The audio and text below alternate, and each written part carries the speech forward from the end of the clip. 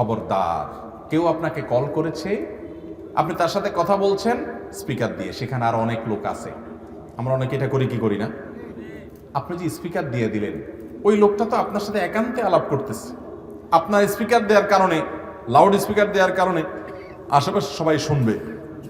সে যদি জানে এখানে আরো অমুক অমুক আছে, তাইলে হয়তো সেইভাবে কথা বলবে না, কিন্তু আপনি তাকে না জানাইয়া লাউড স্পিকার দিয়ে দিচ্ছেন, তাহলে তার তার প্রাইভেসি নষ্ট হতে পারে, সে অপমানিত হতে পারে, অসম্মান হতে পারে, কোনো বিপদে পড়তে পারে।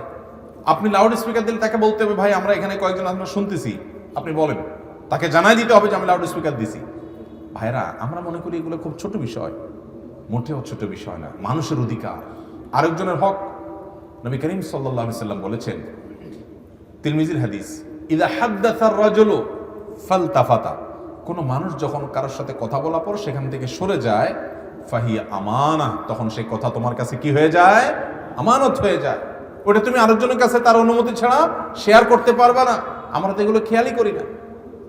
তাহলে আপনি লাউড স্পিকার দিয়ে কথা বললেন, অনেক সময় সবচেয়ে বড় খেয়ানত হয় এখনকার যুগে, রেকর্ড করে সেটা অনেক সময় অন্যের কাছে শেয়ার করা, ছেড়ে দেওয়া, আছে না নাই? আপনার কাছে একজন একটা ভয়েস রেকর্ড পাঠাইছে, সেটাতে হয়তো এমন কিছু বলছে সে অন্য অনেকের কাছে শেয়ার করতে রাজি না, হয়তোবা সে আপনার সাথে একান্তে একটা আলাপ করছে, আপনি রেকর্ড করে রাখলেন, এবার তাকে না জানায় আরেকজনের কাছে দিয়ে দিলেন, এমন কারো কাছে দিয়ে দিলেন যার কাছে দেওয়াতে সে অসন্তুষ্ট, সে চাইতো না, সে জানলে এটা দিত না, কিন্তু আপনি তার কাছে দিয়ে দিলেন। আমরা এই কাজগুলো করি কি করি না? এই কদিন পর পরে দেখবেন যে অমুকের কল রেকর্ড ফাঁস হয়েছে, অমুকের কল রেকর্ড বের হয়েছে, এটা বের হয়েছে, সেটা বের হয়েছে। ব্যক্তিগত বিষয় এবং প্রাইভেসি এত গুরুত্বপূর্ণ, ইসলাম এটাকে কোনোভাবে নষ্ট করার অধিকার কাউকে দেয় নাই।